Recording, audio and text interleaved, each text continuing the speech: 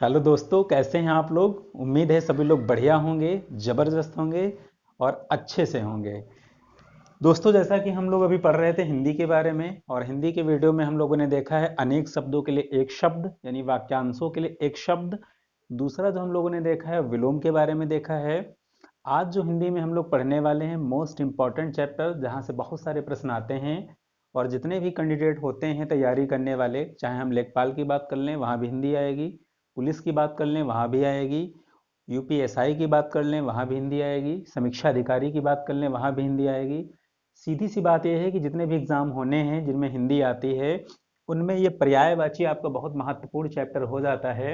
आज हम लोग इसके बारे में पढ़ेंगे, और निरंतरता जैसे हम लोगों की है उसी तरीके से जो आपके और भी अन्य जो इम्पोर्टेंट चैप्टर हैं उनके बारे में हम लोग पढ़ेंगे।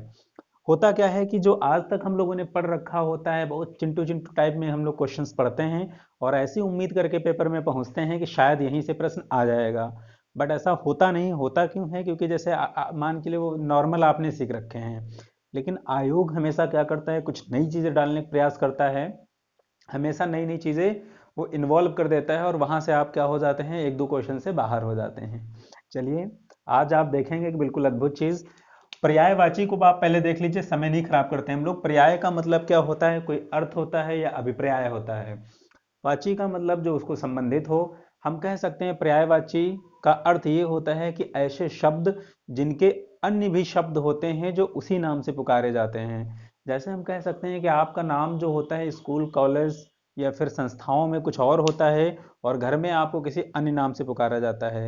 यानी आपके कितने नाम हो जाते हैं? दो नाम से आपका संबोधन किया जाता है।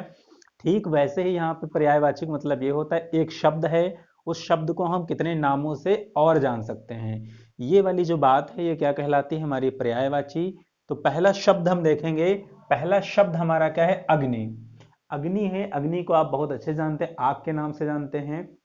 छोटे एग्जामों में जब आप देखते हो यहाँ पे, तो जो छोटे छोटे आपके आंसर होते हैं जो आपको रटे हैं, जैसे एग्जाम में पूछेगा कि अग्नि के पर्यायवाची आप बताइए, तो आप तुरंत बता दोगे कि अग्नि के पर्यायवाची कौन है? अनल है, आग है, पावक है, दहन है।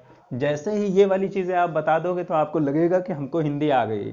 बट ऐसा होता नहीं है, क्योंकि ये रटे रटे हैं, घिसे पिटे हैं, और ये सबको आ चुके हैं। अब एग्जामिनर आपसे ये नहीं चाहता है कि आग का पर्यायवाची आप अनल बताइए, आग बताइए, पावक बताइए, दहन बताइए, जबकि ये भी किसके हैं? आग के हैं।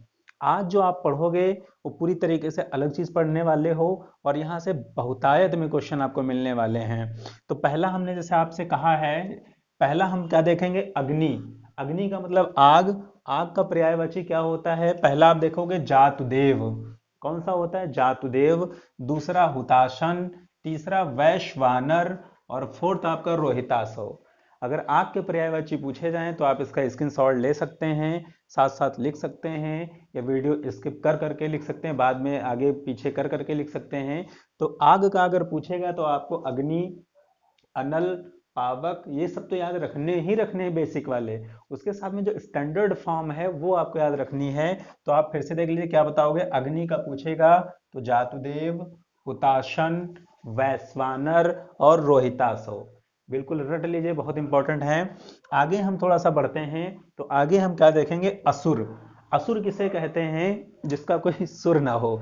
यानी असुर का मतलब ऐसे जिनके आचरण क्या होते हैं? पवित्र नहीं होते हैं, लोगों को सताने का काम होता है, लोगों को परेशान करने का काम होता है।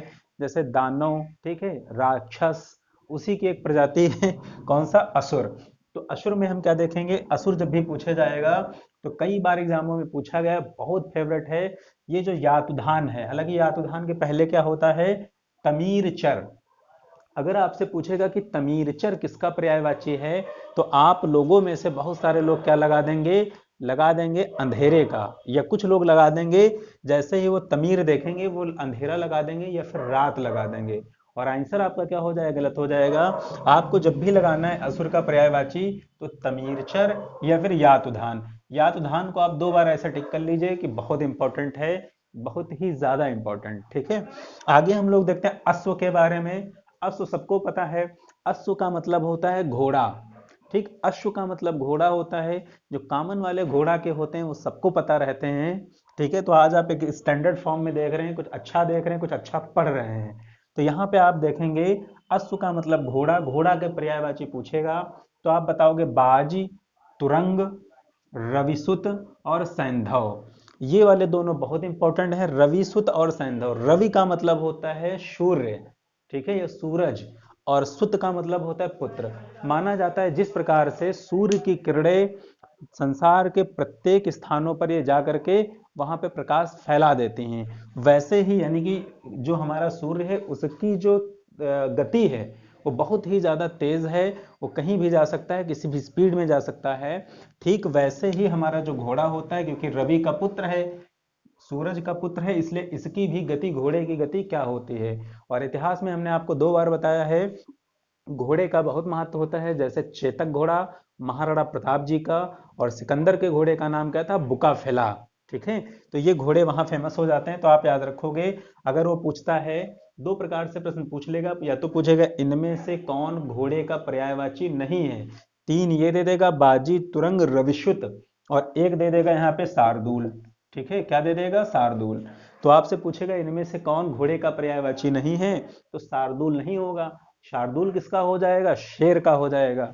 तो एक तो फॉर्म ये रहता है, और तीसरा फॉर्म ये रहता है कि आपसे पूछ लेगा इनमें से घोड़े के पर्यायवाची कौन है, 3 उनमें से नहीं होंगे, कहीं इधर का दे देगा, कहीं इधर का, और एक उसमें होगा। तो ये तीनों आपको, चारों आपको रट लेने हैं। अश्व का मतलब घोड़े का पर्याय मतलब बाज, तुरंग, रविशुत और सैंधव, ये आपको याद कर लेनी है चीज। आगे आप देखेंगे आकाश।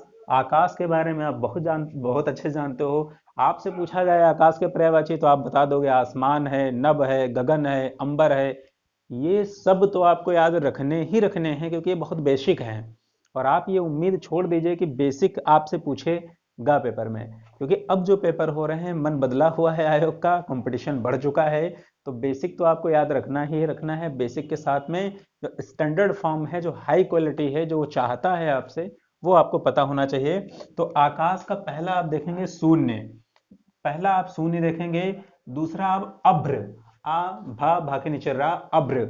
उसके बाद में पुष्कर, इंपॉर्टेंट है। कुछ लोग पुष्कर का सरोवर लगा दोगे, तालाब लगा दोगे, और आंसर आपका क्या हो जाएगा, गलत हो जाएगा। तो आपको याद रखना है आकाश का शून्य है, अभ्र है, पुष्कर है। आगे हम लोग बढ़ेंगे, और आगे जैसे ही हम बढ़ेंगे तो क्या देखेंगे, आम, मलिहाबादी आम जो बहुत फेमस है। आम आप देखोगे तो आम का जो पर्यायवाची बहुत सारे होते हैं, लेकिन उनमें जो इंपॉर्टेंट वाला मन मथालय, पहला ही आप देखोगे मन मथालय, पहला मन मथालय। और जो सबको रटा हुआ है ये कौन सा, रसाल, और अगला कौन सा, पिकबंध। इनमें से कोई भी पूछ लिया जाए कि पिकबंध किसका पर्यायवाची है तो आप आम बताओगे, रसाल किसका पर्यायवाची है तब भी आप क्या बताओगे, आम बताओगे। इसी प्रकार से मनमथालय अगर पूछेगा तब भी आप बताओगे ये आम के पर्यायवाची हैं।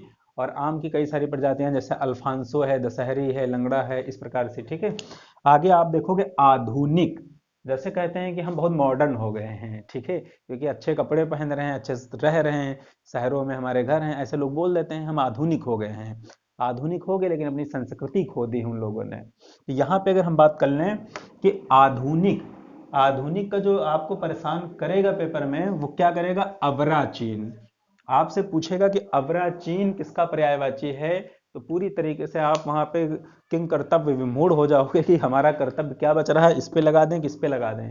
तो ये तो आपको नजर आ ही रहा है, नूतन का मतलब नया, और नया का मतलब भी नया। यानी ये नूतन और नया, ये तो आधुनिक को पूरी तरीके से डिनोट कर ही रहे हैं कि हाँ भाई हम आधुनिक के ही पर्यायवाची हैं। पर अवराचीन कुछ अलग सा लग रहा है। तो आप याद रखोगे कि अवराचीन अगर पूछा जाए आपसे कि ये किसका पर्यायवाची है, तो आपका आंसर क्या होना चाहिए, आपका आंसर होगा आधुनिक का। आधुनिक का मतलब मॉडर्न, मॉडर्न मतलब समझ रहे हैं आप लोग। आगे देखेंगे इच्छा। इच्छा का मतलब क्या होता है, एम्बिशन। एम्बिशन का मतलब महत्वाकांक्षाएं।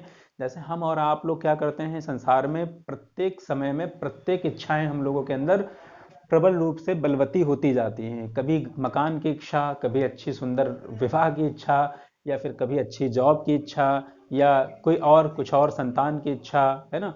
मतलब संसार में जब तक हम रहते हैं भौतिक जीवन में, तो जो परमहंस हो गए हैं उनकी बात अलग है, उनको सुख दुख और सांसारिक इच्छाओं से वो दूर हैं। लेकिन हम आप जो इच्छाएं करते हैं, ये उसको हम इच्छा बोलते हैं, एम्बिशन बोलते हैं, चाहत बोलते हैं। इसके अगर आपसे पर्यायवाची पूछ लिया जाए तो मोस्ट इंपॉर्टेंट पहला आप बताओगे तृष्णा। तृष्णा का मतलब एक प्यास सी लग जाए, आपकी चुभन सी हो जाए, नहीं ये चीज मिलनी चाहिए, ये चीज मिलनी चाहिए, उसके बिना आप व्याकुल हो जाओ। तो इच्छा का ही पर्यायवाची हमारा क्या है? तृष्णा है। आगे हम जाएंगे तो कौन सा है? स्पृहा। आधा शाह है, पा के नीचे रा है और हा है, स्पृहा। ठीक है। जैसे रामचरितमानस में नाना स्पृहा रघुपते, सुंदर कांड की पहला पहला जो श्लोक है, चौपाई है, वहां पे स्पृहा लिखा हुआ है। ठीक है। तो इच्छा का पहला पर्यायवाची आपका तृष्णा है, दूसरा आपका स्पृहा है, तीसरा उत्कंठा है। उत्कंठा हो जाती है। आगे अगला आप देखोगे लालसा। जैसे आप कहते हो कि हमें बड़ी लालसा है वहां जाने की, जाने का मतलब आपकी इच्छा है, आप चाहते हो कि आप उनसे मिलो, उनको देखो, उनको मतलब मेले को या फिर और किसी चीज को। ठीक, चलिए आगे देखते हैं इंद्र। इंद्र बहुत इंपॉर्टेंट हो जाते हैं, क्योंकि इंद्र जब आपको पढ़ाया जाता है इतिहास, इतिहास में आप देखते हो कि रिंग वैदिक काल के सर्वाधिक पूजनीय जो देवता हो गए वो इंद्र हो जाते हैं। और इंद्र का वहां पर 250 बार वर्णन किया जाता है। उनमें जो फेमस नाम होता है इंद्र का, वहां पे इंद्र को क्या कहा गया? पुरंदर। और पुरंदर का अर्थ वहां पे क्या होता था? किलों को तोड़ने वाला, बड़े बड़े दुर्गों को तोड़ने वाला। तो ठीक वैसे ही यहाँ पे हम देखेंगे इंद्र के बारे में। इंद्र का जो पहला इंपॉर्टेंट अभी इतिहास से सीख लें, तो इंद्र का पहला पर्यायवाची हमारा है पुरंदर। ठीक है। दूसरा हमारा सचीपति है। सचीपति इसलिए हो जाता है क्योंकि इंद्र की जो वाइफ थी, इनकी जो धर्म पत्नी थी, इनकी जो संगिनी थी, उनका नाम क्या था? सची। और सची के ये पति हैं, पति का मतलब हस्बैंड है, तो ये क्या हो जाएंगे? सचपति। तो पूछा जाएगा सचपति किसके हैं? तो इंद्र के हैं। और इंद्र काहे के देवता हुआ करते थे? वर्षा के हुआ करते थे। और इंद्र का जो एक प्रमुख हाथी था, उसका नाम क्या हुआ करता था? ऐरावत। ठीक है।